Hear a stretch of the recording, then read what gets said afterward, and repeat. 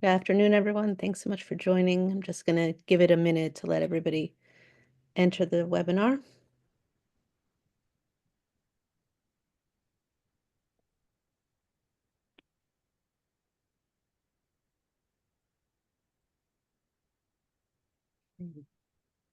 And thank you for being here. I'm Rebecca Phillips from 70 Faces Media, and I am delighted to welcome you to our really interesting and necessary panel this afternoon called How to Support Children in a Post-October 7th World. I'll briefly introduce myself. I work for 70 Faces Media, which is the home of many Jewish publications that you undoubtedly have heard of and hopefully read, including the New York Jewish Week, Kveller, My Jewish Learning, JTA, The Nasher, and Hey Alma.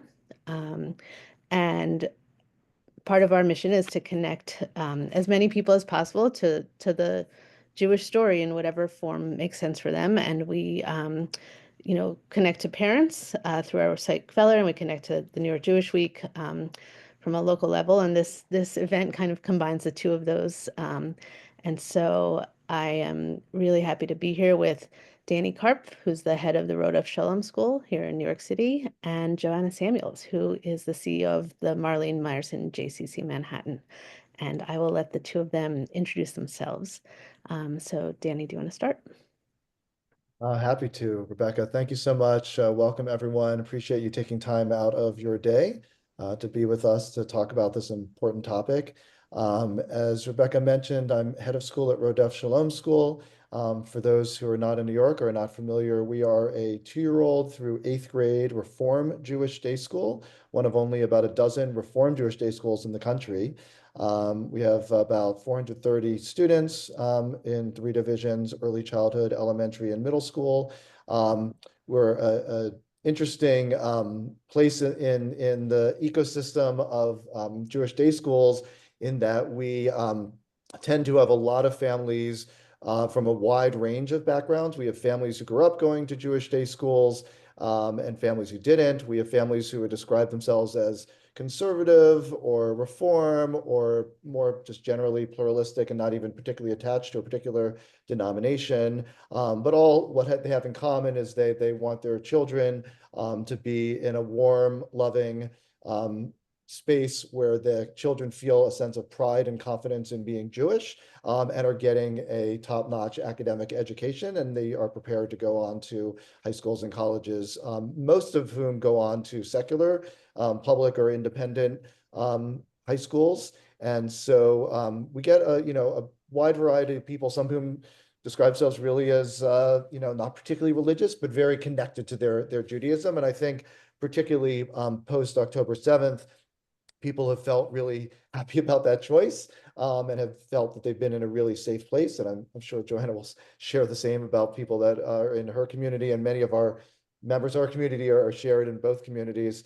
And we've also seen a real uptick in folks who have been in other educational settings seeking a Jewish environment, because unfortunately, I think people have become more aware of some of the challenges of being Jewish, whether it's in New York or just in North America or in the world, with some of what we've seen in various spaces post-October 7th. So in any case, really delighted to be here and support people in thinking about how to raise their children at this moment in time, whether their children are young or moving towards teenage years or beyond. Oh, I should say myself, my wife Lisa and I are proud parents of 2 Jewish day school children. My kids started here when they were 4 and 7. I now have a 16-year-old in high school in a secular independent school. And my 7th grader, much to his chagrin, is still at his father's school and is our middle school now. He's very happy here, but we'll be happy to not have his father looking over his shoulder in a few years. So. Thank you so much, Danny. And Joanna, do you want to introduce yourself? Welcome, everyone. I'm so delighted to be in this conversation, and I want to thank you, Rebecca, and all of the folks at 70 Faces Media for organizing this. As Rebecca shared, I am the CEO of the Marlene Meyerson JCC Manhattan, which is on 76th and Amsterdam. For those of us who are New Yorkers, I'm sure many of you have found your way in and out of this building many times over the years. And for those who haven't yet, I welcome you. I am a rabbi ordained at the Jewish Theological Seminary. I served as the rabbi at Congregation Havonim, which was then on 66th Street. And I then spent 9 years as the founding executive director of the Manny Cantor Center on the Lower East Side, which is part of Educational Alliance. I am the parent of two teenage children, one of whom is 16 and one of whom is 19. And so while I have complete amnesia for anything that happened when they were smaller, I do surround myself every day here at the JCC with people who are at all stages of the parenting journey. And I feel very blessed actually to be able to be in partnership with people as they are embarking and experiencing what is the most challenging and most blessing-filled experience, which is being a parent. Great. Thank you so much. I did want to mention before we go on, we had, announced this panel. We were supposed to have a third panelist, Daniel Bromfeld from the Sholom Hartman Institute, and unfortunately he is ill and so couldn't join us. And we send him our best wishes for a speedy recovery, and we'll miss his expertise today. But I have faith that Danny and Joanna are gonna pull it together anyway. And Rebecca, I was going to say, I think Joanna and I both have deep respect for Shalom Hartman's work and have both partnered with them in various ways. So probably as we get into this, we can also, uplift some of the value, the resource that Shalom Hartman provides for families in North America. So, Absolutely. Great, great. And since you both mentioned it, I'll also mention I'm the parent of 3 New York City students in high school, middle school, and elementary school. So really seeing, the broad swath of what's happening. And so I like that we can all bring our own personal parenting experiences to this as well. So I think we'll set the stage with just kind of understanding what's going on for students in this moment. We are 15 plus months out of the immediacy of October 7th. I think we all have a good sense of what it was like for students in that immediate aftermath, although I would love to hear a little bit. But I think it's important to kind of get a lay of the land of what's happening now. What are students experiencing now that is of concern to parents, and how has that changed in the past year or so? Danny, do you want to start with just sharing sort of what you're seeing, what you're hearing? Yeah, sure. I'll share a few thoughts. I think it depends a lot on obviously age of children, where they are in school, to what degree parents are engaged in just generally in Jewish community, and also, particularly as it relates to Israel. I think many of us in our community, at least, are, very much paying attention to the day-to-day news in Israel and are thinking very much about our own community members who have family and friends in Israel, our own family and friends in Israel. We have a lot of Israelis families in our community, an increased number of so since October 7th. So it depends a lot, but certainly to some degree, the level of urgency and intensity of what it means to be parenting Jewish children post October 7th feels a little less so, I think, this school year. Last year, not to go down this rabbit hole too far, but I think it was very, very difficult for a lot of us because of the connections to Israel, what we were seeing literally on the streets in our communities here. I will never forget some of the conversations I had with you know, families who were talking about bringing young children by buildings where posters of hostages were up and were being torn down. And, we had members of our community racing to put posters back up when that happened. And then we also, immediately started having temporary Israeli students in our school last year, shortly after the attack. We had people starting to reach out who were in New York and needed a place for their children, people who started coming from Israel. So we opened our doors and had about 30 temporary students, from young children all the way through 8th grade, and quickly pivoted to make that possible. I will say we did that because we just felt it was the right thing to do, but the positive for our community, and I think this remains true today, which is why I mention it, is that it allowed our children at various age levels to feel proximate to what was happening in Israel, and to feel like they were doing something. So I think for all children, no matter their age,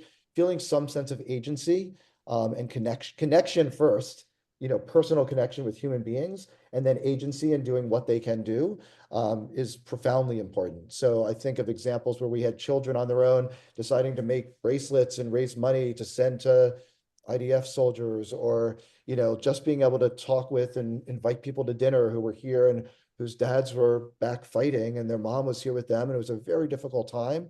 And so as opposed to it feeling distance or it being up here, it was in here. So I think that remains true today. We've been fortunate, again, we have, if you're at a Jewish day school, and like ours, we're not the only one, there's, Israeli families here who are having those experiences. And so you feel connected, particularly around Israel.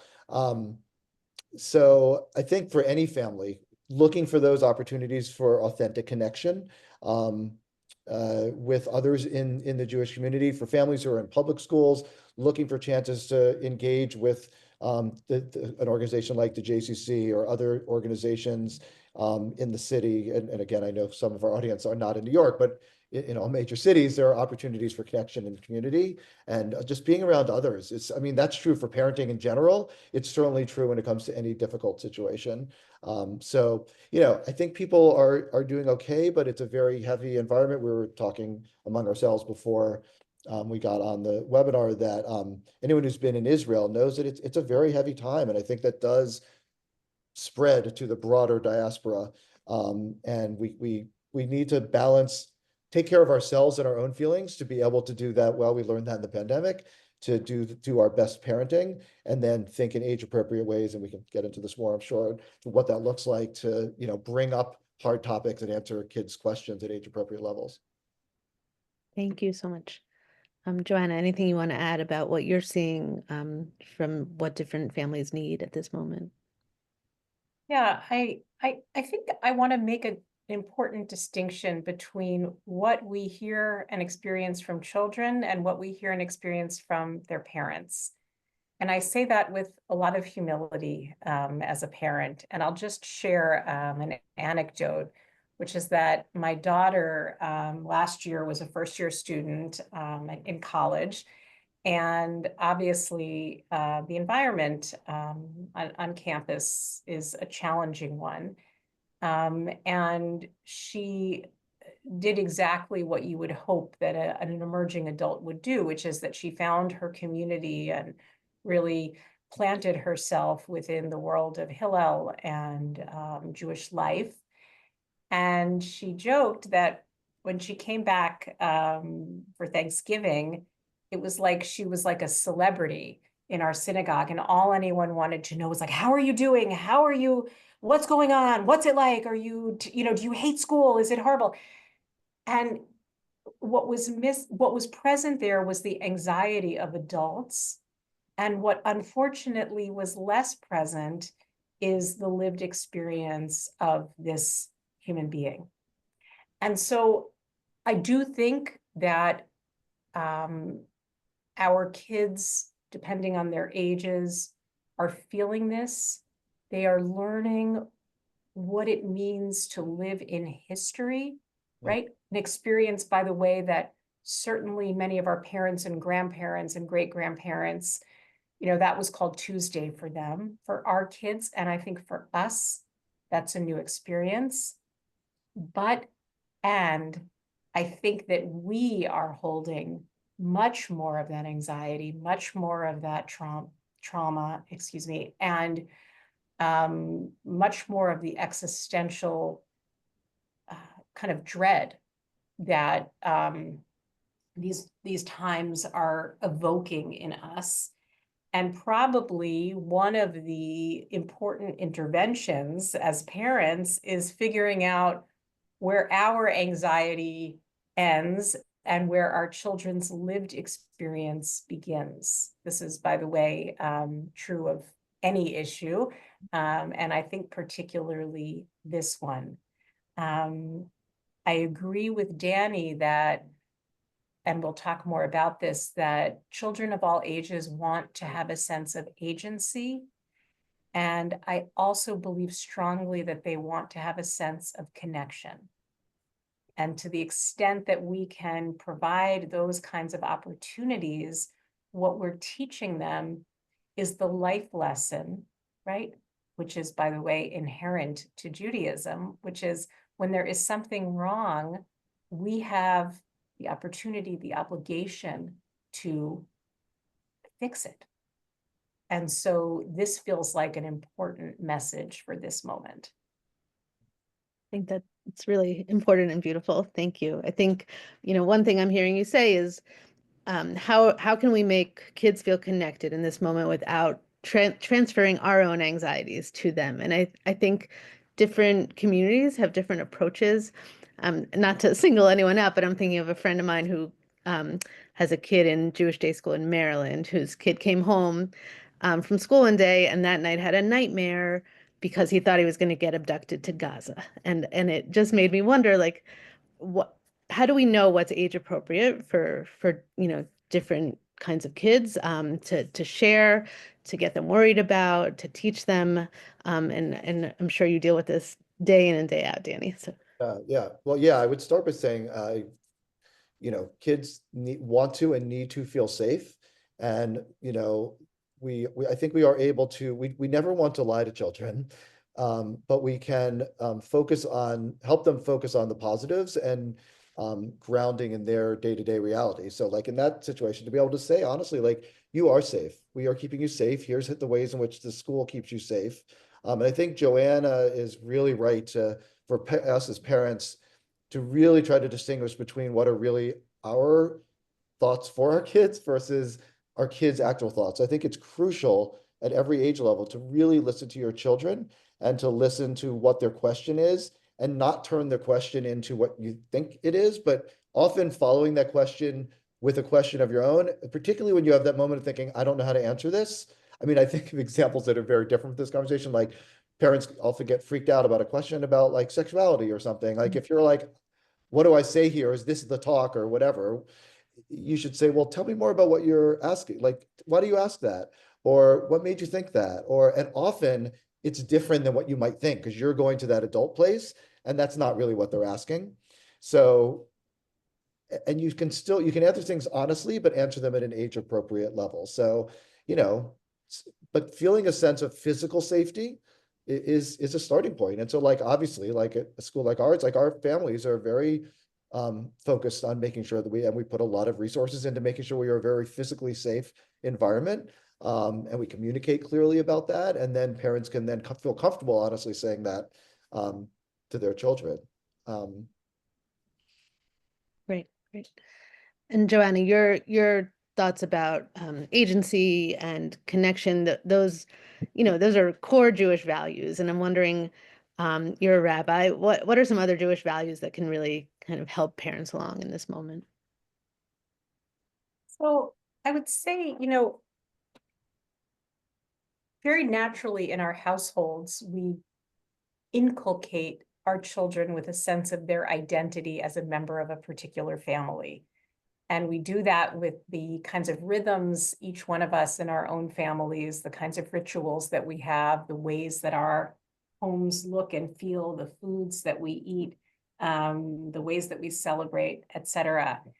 And what I hope for more than anything for Jewish families in this moment is to use that experience, that identity, as a template for actually what Judaism is. Because Judaism provides that exact same sense of ritual, time, how we celebrate, what we eat, what things feel like, right? And I think that the risk of a moment like this is that we adopt a defensive crouch about what Judaism is, which is like everyone hates us, and so we have to be proud and strong. Well, what are we proud of? What are we doing that is giving us not just the pain of Jewish peoplehood, but the joy of Jewish peoplehood? And how do we assimilate that in the same way that we assimilate certain practices and ideas and values into our homes, so that it feels natural that we light candles on a Friday night? It feels natural that we teach our children to express gratitude for eating a bite of food, right? And those are the tools of belonging, I think, that first of all, move us from a defensive crouch to a positive experience, but that also are mutually reinforcing experiences of the richness and value of an ancient tradition and the way that it amazingly, miraculously continues to be relevant, meaningful, and motivating in 2025. Yeah, I think that's right. If I could just build on that, Joanna, like I think that we very particularly with younger children, and we, again, we start with 2-year-olds here and go through 8th grade. One of the core elements of what we try to create, and I think families can do that in their homes and can find it in other places as well, is just a sense of Jewish pride and joy, a connection, as we say, Lador of Ador, connection to millennia of history, is very powerful to feel part of a link in that chain. And that's part of the like positivity and pride. And yes, there is a moment where they might have to, they do have to understand at different levels that the people might, out of ignorance, hate you for being you. And that happens in different settings around the world with different targets. And this is the oldest, frankly, anti-Semitism is the oldest form of hate. But starting with that sense of just joy and pride, like we do a lot of singing, our Kabbalah Shabbat on Friday, and I think this is true for lots of things when you go to a place like the JCC, just feeling like joy and connectedness, and then also recognizing that there are, despite the hard news, there's people fighting for positive solutions, and they're not even necessarily Jewish. So telling stories of partnership, whether it's Jews in the civil rights movement helping African Americans fight for rights, whether it's stories of partnership of righteous Gentiles helping Jews during the Holocaust. Like tomorrow I'm starting my annual practice of reading the book Number the Stars by Lois Lowry. It's an award-winning book that's about the Danes, Christian Danes supporting the Jews and escaping the Holocaust. And it's a beautiful, very relatable story that it's an old book, but it still holds true. And so just knowing, we have done a lot of programming around Israel in the last, 15 months. And like one of the stories we brought forward was it's the person who's a leader at an organization called Givat Haviva in Israel, Mohammed Darwashi, who, and he's actually a scholar at Sholom Hartman as well, Daniel's organization. And they're creating a vision of a shared Jewish Arab society. And so to have that kind of positivity was really uplifting for all of us we had him speak to our parents and to our older kids. We're fortunate to have Dori Beinish, who is the first female Israeli Supreme Court Chief Justice, come speak with our students.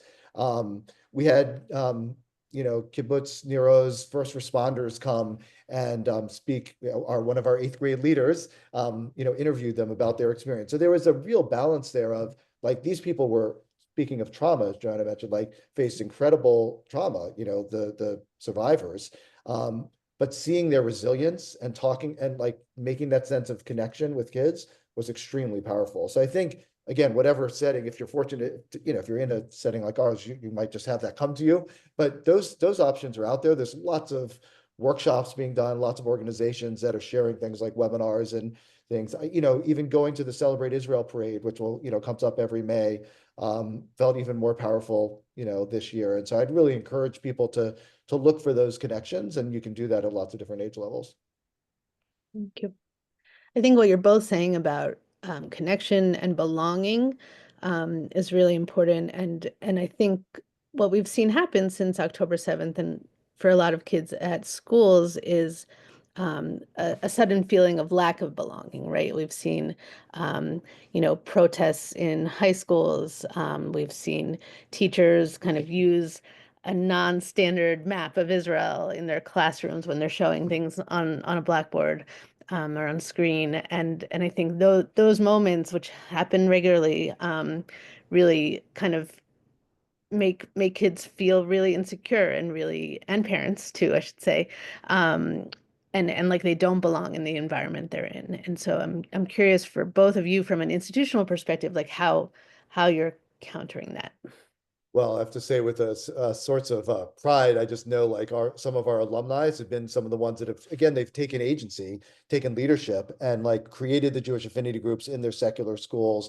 They've gone to the leadership of the schools when they've been unhappy about how they responded to different situations and advocated for their perspective. They've talked about the way in which, DEI practices in schools are making them feel excluded, and what does the Jewish voice look like? There's parents in a network. Again, I'm sorry, I'm being a little New York specific here, but it's probably true elsewhere. There's a network now of Jewish parents at all sorts of different schools that are meeting regularly and talking about their advocacy work. And I know like some of our parents are involved in that. And then, like we have, our high school leaders who have told stories about doing that, or, trying to create better spaces in the spaces, because there's much they love about those spaces, but they have to be able to advocate for themselves. And that's why when they've gotten this sense of, as younger children, Jewish pride and confidence and understanding, I mean, again, that's part of why, and if you're not at a Jewish day school, being in a congregation or a JCC education environment, so that your kids can learn facts, because there's a lot of misinformation out there. Like I was just walked into one of our 8th grade Jewish studies classes yesterday, and I saw them studying the 7 major themes of anti-Semitism, so that they understand the truth of blood libel and things that have been in existence forever, so that when they see something that is playing on one of those tropes, they're familiar with it and they have a language to be able to speak into it. And I think that information's all online. And Sholom Hartman is another example of a place where you can get that information. So educate yourselves, give your kids education so that they can feel that they can actually take action and not just sort of step back. I think I would also add the following, which is that I learned a long time ago an important practice, a mindfulness practice.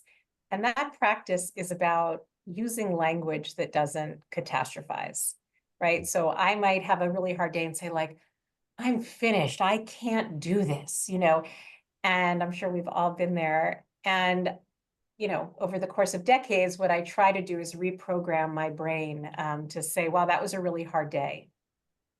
Tomorrow could be different, right? And I know that many of us try to also teach our children this way of communicating inward in the way that we are communicating outward. And so I want to slightly sort of push back on the idea that mass numbers of kids are feeling a certain way in their schools because there are, multiple examples of all kinds of things happening. I think there are things happening in some of our schools, and those are very, very serious, and we need to take them extremely seriously. Yeah. I think I want to be careful in saying that that is the normative experience of schools and educators, Yeah. and that this is the normative experience of children in schools. Because saying that puts my own mind into a place of panic and fear that doesn't enable me to actually evaluate what's going on and actually deploy myself in a way that might possibly be effective. And I'm, on all kinds of WhatsApp groups of parents that are having a lot of conversation. And I think some of that conversation is wonderful because it's giving people a sense of community.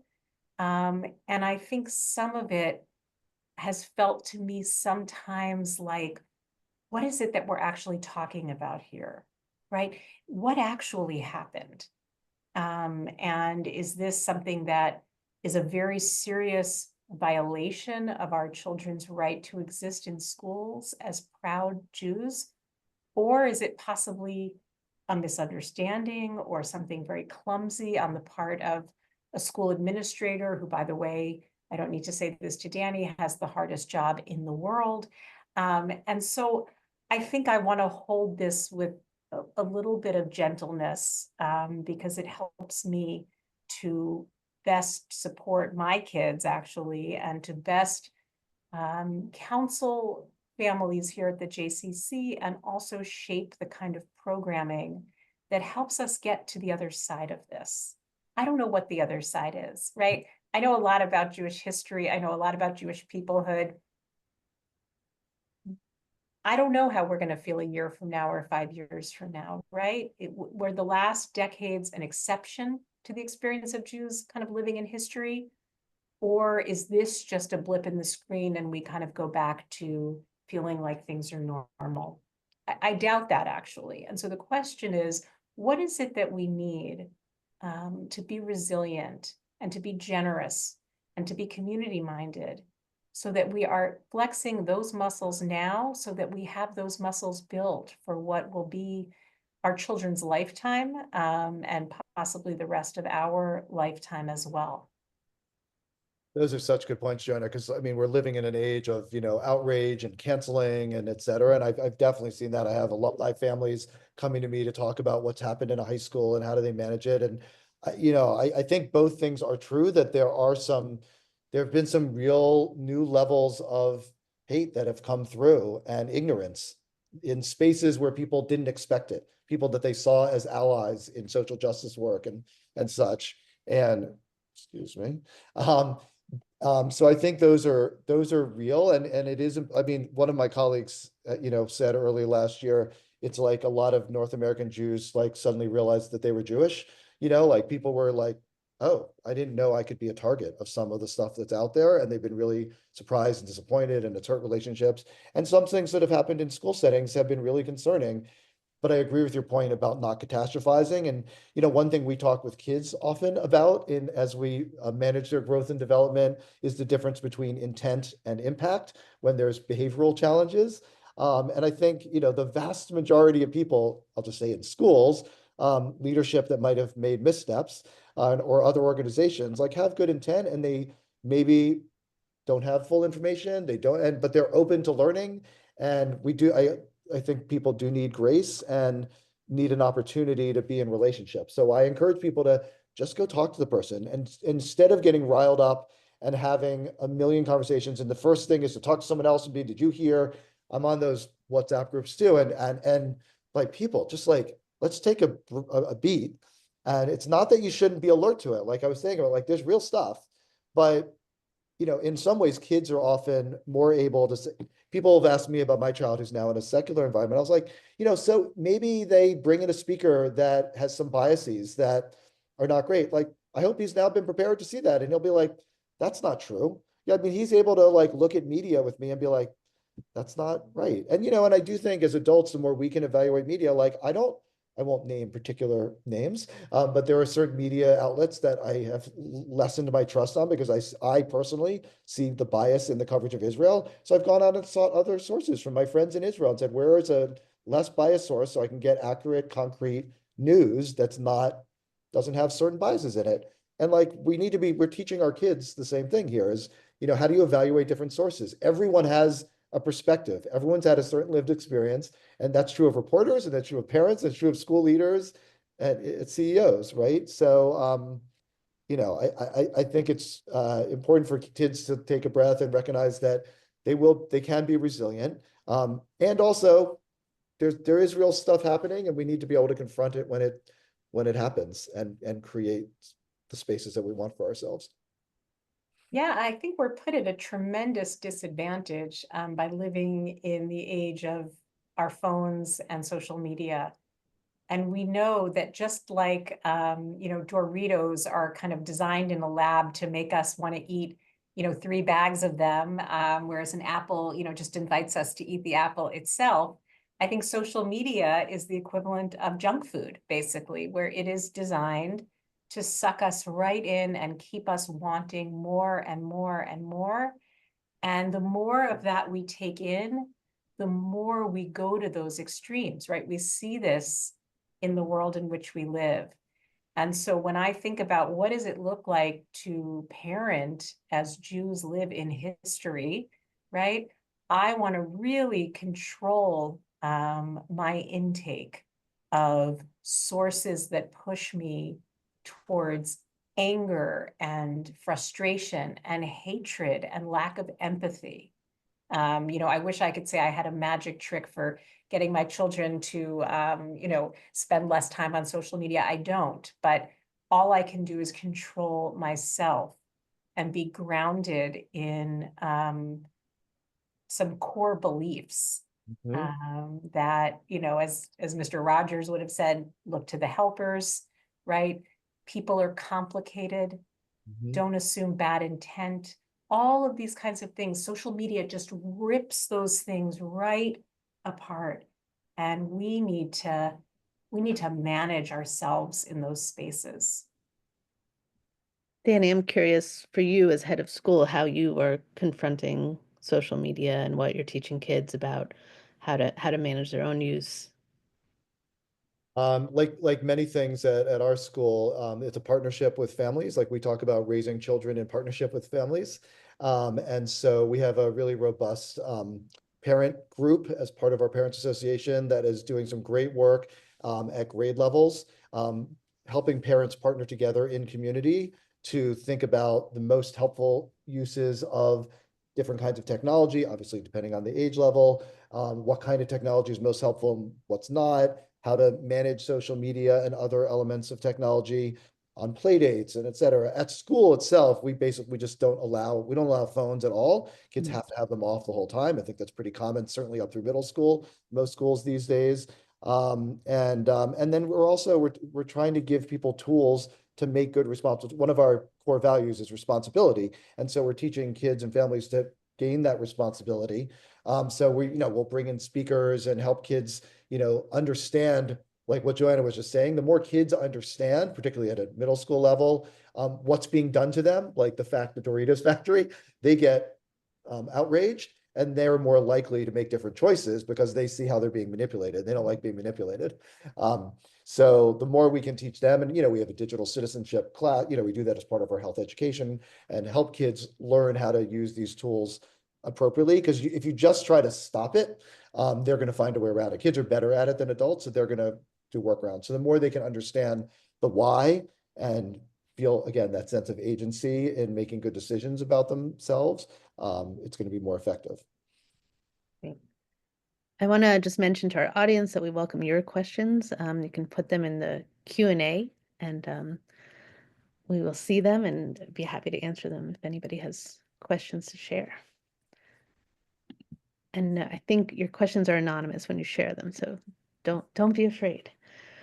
I want to go back to something you said while we're waiting for questions, Danny, about, I was struck by what you said about visiting a classroom and they were learning, sort of seven things about anti-Semitism, and it got me wondering, um, from an educational perspective, what are those kind of core things that you hope a kid learns as a youngster, elementary school, middle school, so that they can more easily confront issues when they arise in high school or college, or whether it's history of anti-Semitism, um, whatever it is, or is there sort of a set of things, history, values, whatever they are that Yeah. you're trying to teach?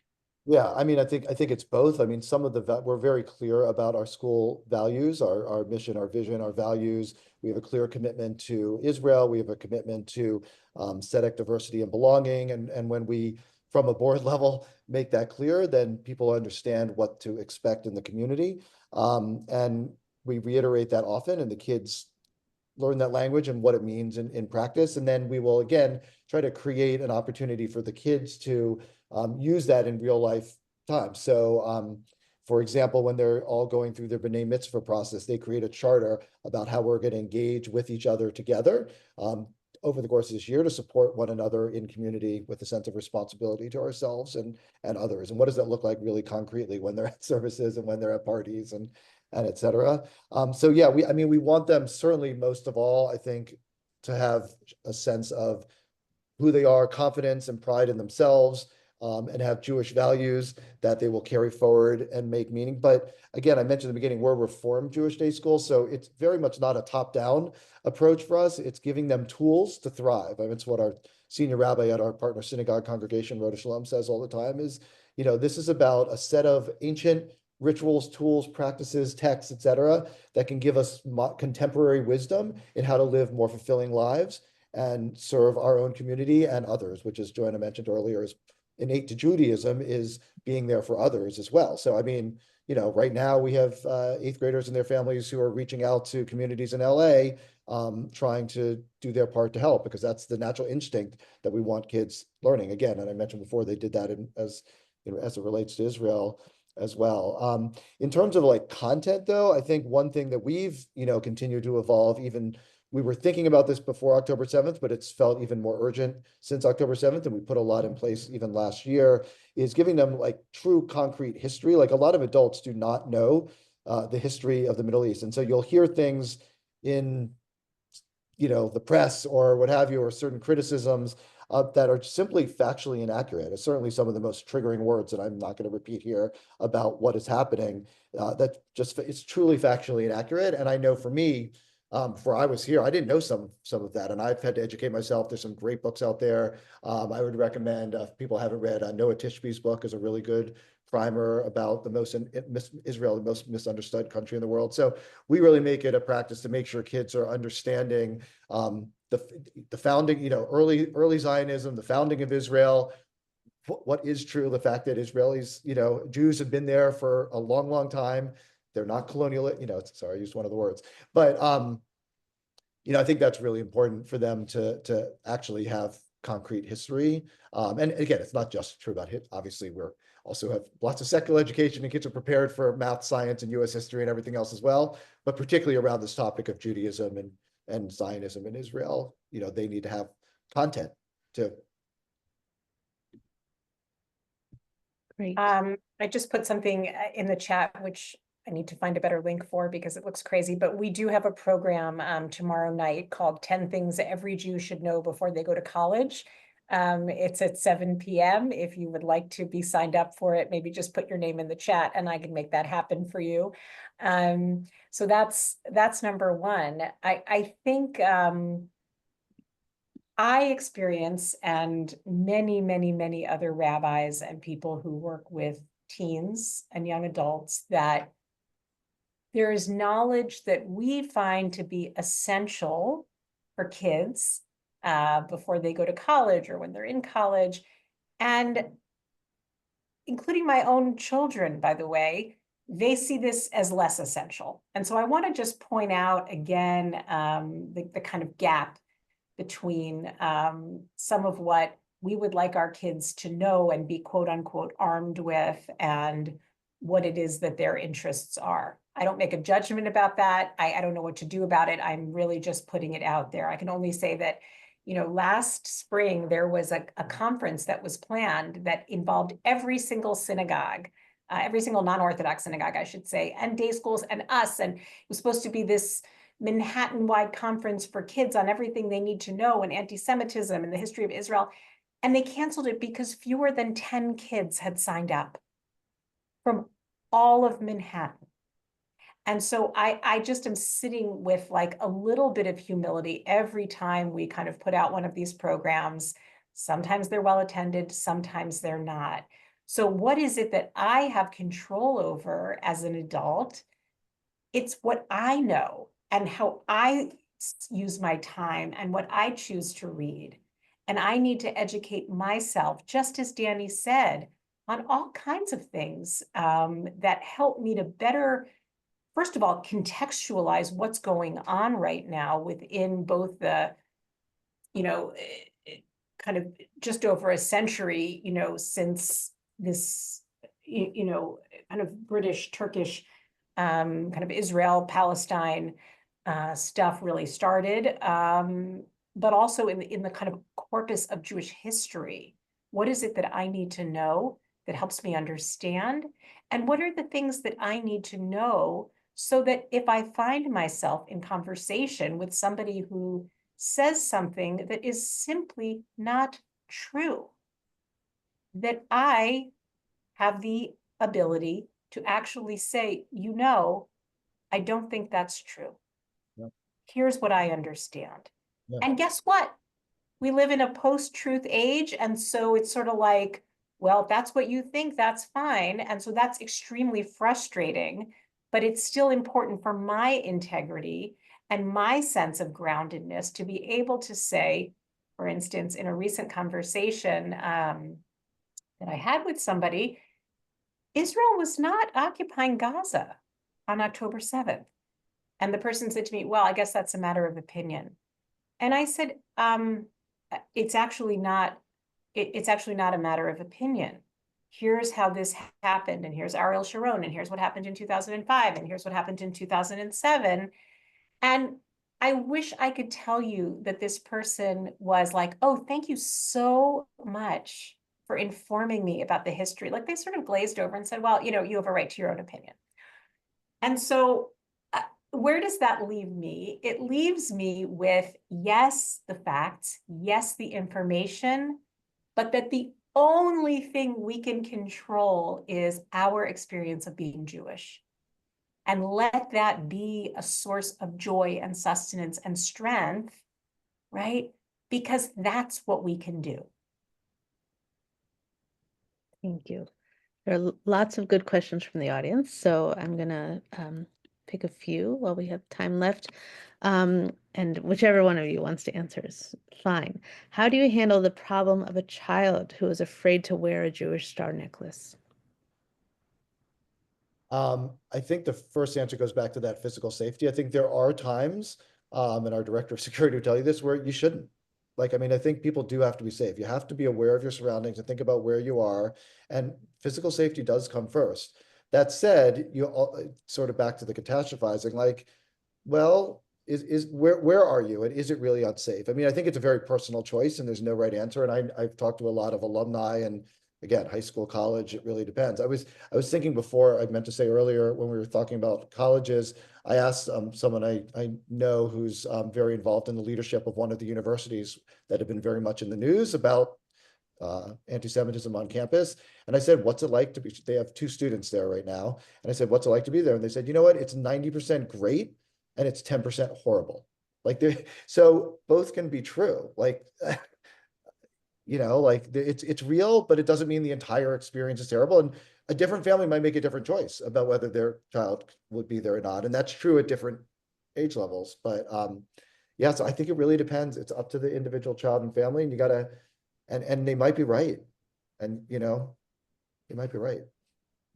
Yeah, and I would also say, I would validate the experience and say, you know, it's not normal that you shouldn't be able to wear the sign of your identity, right? Yeah. That's not the world that we imagine that we want to live in. Yeah. And so how do we kind of live in that gap between the world as it is and the world as we wish it would be, right? Because I don't want to normalize that, right? And say like, yeah, sometimes it's not safe. It isn't, and that's crazy, actually. I mean, Yeah. this summer we were in Sweden and Norway with our kids, and we had been told like take off all the hostage paraphernalia, the this, the that. You know, we talked about it, and you know, my kids sort of, you know, okay. But the thing that really, really, really struck them the most was when we went to synagogue in Stockholm. And of course, you know, it's Europe. You have to give them your passport, you know, the whole bit in advance, da, da, da, da, da. And we get to the synagogue and we, you know, knock on the gate, and 2 security guards have to come out with massive machine guns in order to, again, check our passports and let us into synagogue. My kids were like, that was really intense.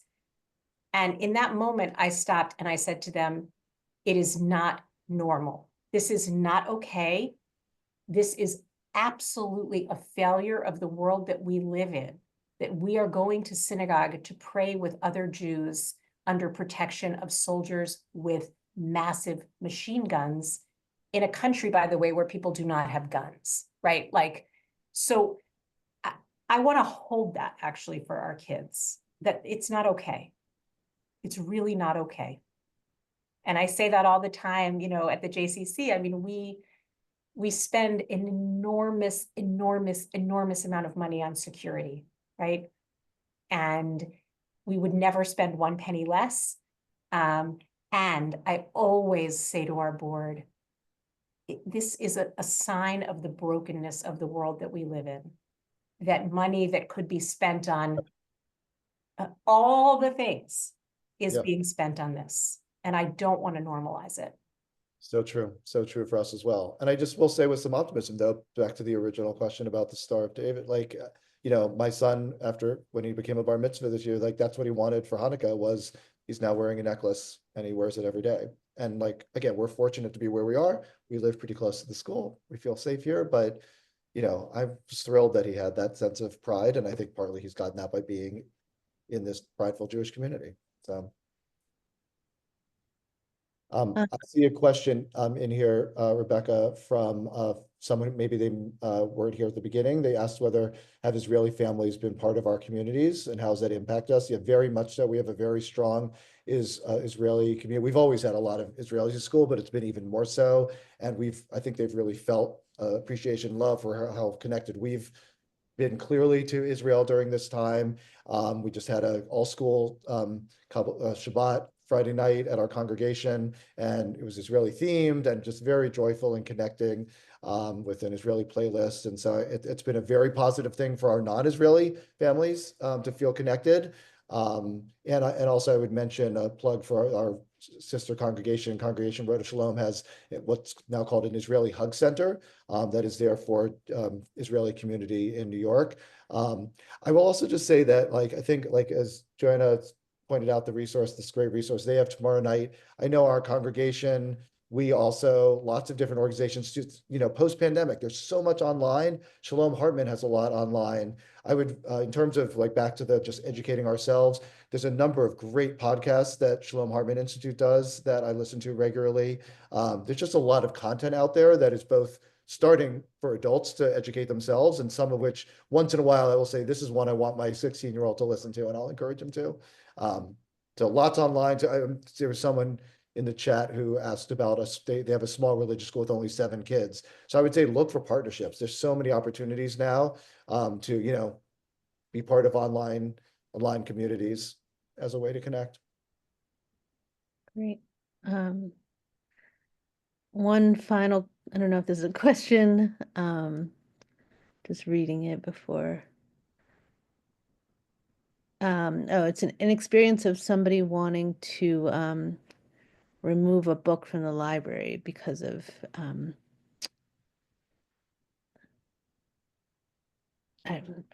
thank you for sharing your story. I don't see a question, but any parting thoughts that you two want to leave parents with as we, go on?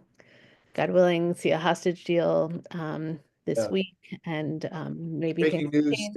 There's news since we've been on I saw a text that they've said they're in agreement. So let's Amazing. pray that is true.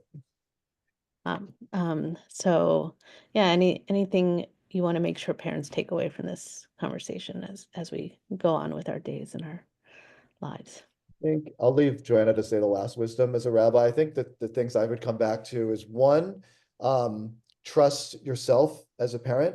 I think parents often in difficult times or difficult conversations that they don't feel as comfortable with, feel like they don't know what they're doing, but you do. You know how to be a parent. Like, yes, there's no guidebook, but you know yourself, you know your children. So, like, trust yourself to use your instincts, and trust and be in community, because we all do better work, and parenting in community. So whatever that looks like, and if you don't feel like you have enough resource and connection, in terms of what your needs are, look for it, because it really is out there, whether it's in our community, synagogue communities, community centers, like Joanna's community.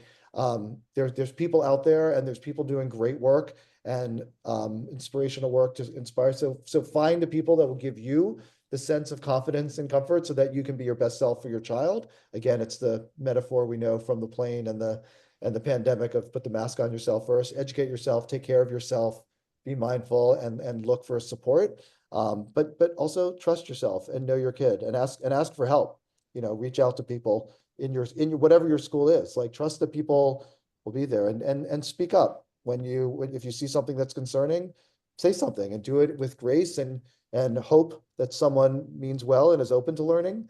But we have to be strong. Thank you.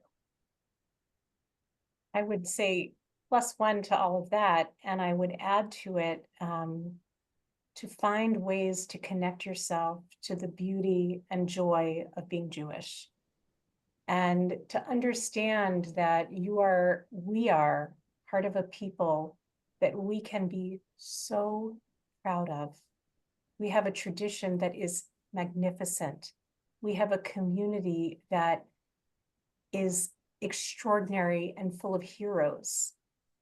And that is there for the taking.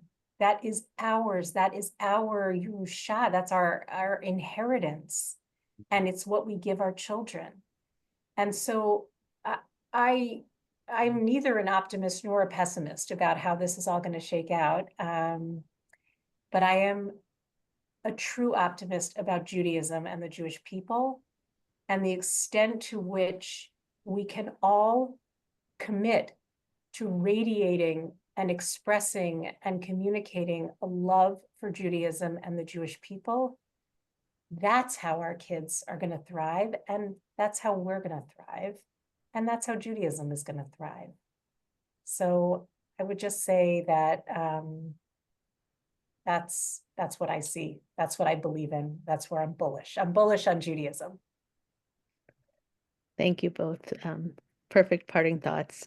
I want to thank Joanna Samuels of the Marlene Meyerson JCC Manhattan and Danny Karp of Rodeph Sholom School for being with us today and teaching us so many things about how to parent our children in this moment. I wanted to say a shout out to my colleague Ori Heilman of 70 Faces Media and Kathy Bosick of the Rodeph Sholom School for organizing this panel and for all the work they put into it. And thank you also to Rodeph Sholom School for enabling us to come together and making this happen. So thank you. And I wish you all well. Bye. Thank you, everyone. Take care. Thank you.